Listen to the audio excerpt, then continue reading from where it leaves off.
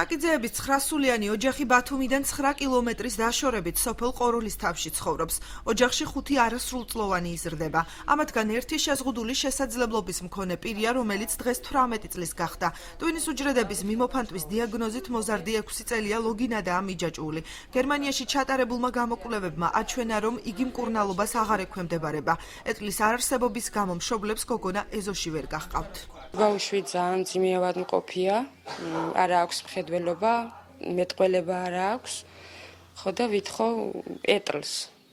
გარეთ გასაყვანად, მსუბთა აერზე, ვერ გავდივარ სამუშაოდ. ოჯახი ყოველთვიურად სოციალური შემწეობის სახით 454 ლარს იღებს. მრავალშვილიანი ოჯახის ბებია ნაზი ტაკიძე ამბობს, რომ სახლი ავარიულია და წვიმის დროს სახურავიდან წყალი ჩადის.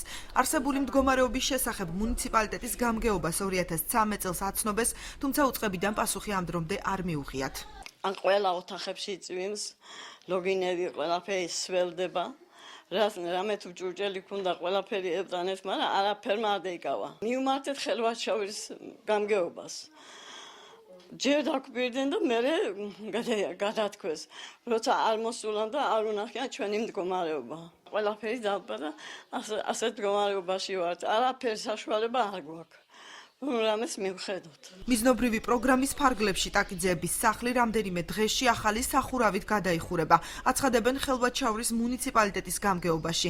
უწყებაში განმარტავენ, რომ ტაკიძეების პრობლემაზე ინფორმირებულნი არიან, თუმცა საქმეების რაოდენობიდან გამომდინარე ამ დრომდე საკითხის მოგვარება ვერ მოხერხდა. რაც შეეხება ეტლს საჭარის ჯანდაცვის სამინისტრო, ოჯახის განცხადებით მიმართვის შემდეგ 10 დღეში უსასყიდლოდ გადასცემს. ბენეფიციარის წარმომადგენელმა უნდა მოგმართოს სამინისტროს წარმოადგინოს ფორმა ნომერი 100, სადაც მითითებული იქნება ეტლის საჭიროება, ბენეფიციარის პირადობის დამადასტურებელი დოკუმენტის ქსეროასლი და შეზღუდული შესაძლებლობის სტატუსის დოკუმენტის ქსეროასლი. მაქსიმუმი 10 დღის განმავლობაში ეს ეტლი გადაეცემა ბენეფიციარს უკვე. ჩვენ აყვანილი ყავს ეს ოჯახი კონტროლზე და ეხლა ამ დღეებში უნდა შევიძინოთ შიფერისა და მეტალოთუნუქის სახურავები, რომელიც გათვალისწინებული არის სპეციალური მიზნობრივი პროგრამით და დავეხმარებით მსგავს ოჯახებსა.